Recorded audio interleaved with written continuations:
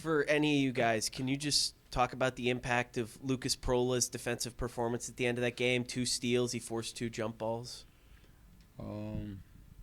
They go against him every day. I watch from the sidelines. You can. It's kind of inspiring, to see how hard he works, and he gives it every day in practice. He gives it his all, and I'm happy to see it all bear fruit in the game. I mean, yeah, Prola's one of my best friends. Like, I spend a lot of time with him every day, and like, that's just who he is as a person. Like, in the classroom, like, they know, like, he wakes up every day 6, 7 a.m. Like, goes and runs. He doesn't miss class. Like, goes and swims at night. He'll run 20 miles before practice. Like, he's just crazy. So like, seeing that, like, that's not surprising. That's just who he is as a person in his daily life.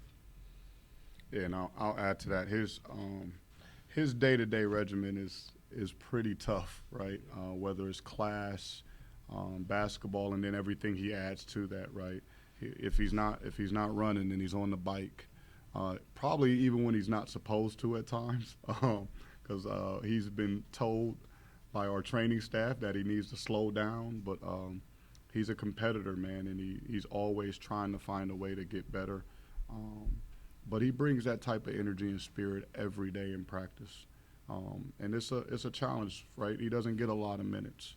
He doesn't know if he'll ever check in, right, and when that time and that opportunity comes. But for him, it doesn't matter. He just gives it everything he has, and that's going to take him a long way outside of basketball as well, too. This game with Cleary has become a bit of a tradition in late December, past 3 years. Just how does a game like this help prepare before conference play begins? It's the last game before. I think how many games did we play? 13, 12? 13, right? I think all 13 games prepare you, right? I think it's step by step.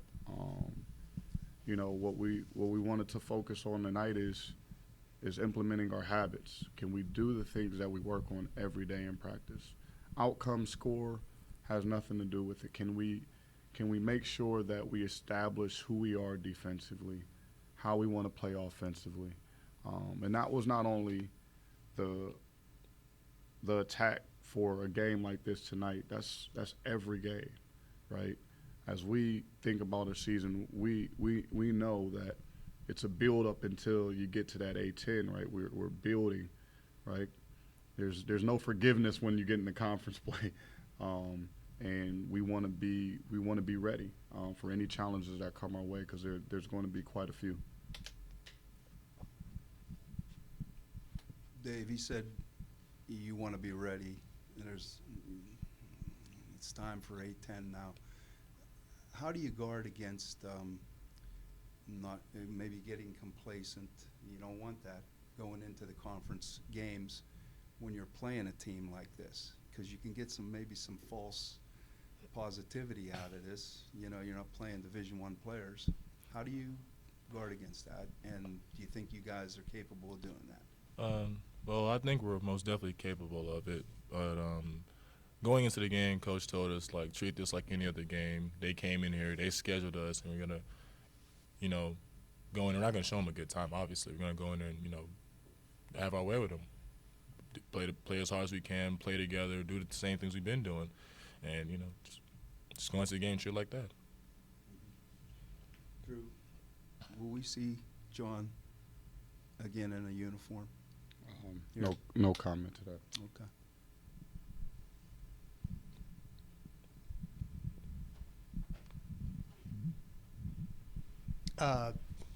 Head coach of Cleary is Carl Thomas. He was a fixture of the coaching staff before Drew, you were part of the team. Just what is your relationship with Coach Thomas like? I'm sure you've crossed paths. Yeah, it started before I got here. I've known Carl since I've been 12 years old, right? And that relationship happened through Coach Danbrot. He was having his summer basketball camp, and Carl was one of the counselors there, and just built a relationship from that point on, man. Like, I remember being at camp, him being a counselor, and then sticking around after, he was still playing professionally. Then he got a workout in, and then maybe a couple years go by. I'm a little bit older now. We're playing pickup games together. So I've known Carl and his brother Charles since I've been 12 years old. Man, that's family. As it concerns me, and it's great for us to be able to take the court together. It's awesome for me to see him as a head coach and leading his own program and building his program with Cleary. That's a dream of his that he wanted to be a head coach on the sideline, and he's living out that dream. So I'm super excited about everything that he has yet to come. Okay, for anybody here, you're going in Tuesday to this place called Davidson where there was a famous player now playing in the NBA. Now, you got to keep your mind on what you're doing. How hard is that to do when you know that this guy's probably going to show up and they're going to be a sold-out place? How much do you relish that type of a situation?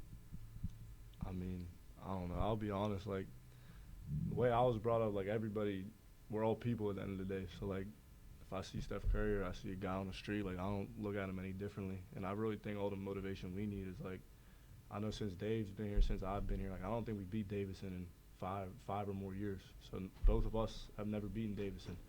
So I feel like that's all the intrinsic motivation that we need. I mean, that's all we need to think about. And we need to know that going in on Tuesday, like, the people that are on the flight with us, that's all we're going to have. You know, we got nobody else there for us, so we got to really band together as a team and play for each other. I'll say that, seeing a player like Steph Curry is, kind of awe-inspiring. It's going to make you feel some type of way. But at the same time, you are going against his team.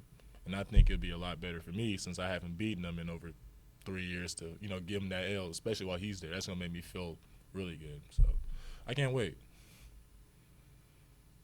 I mean, these guys said it best. I think,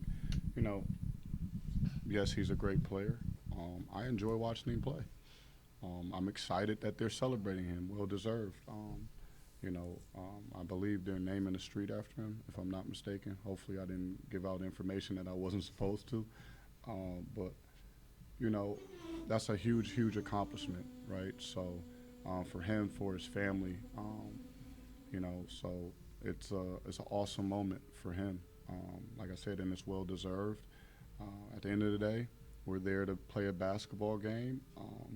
They don't have us as part of the celebration, so we feel uninvited.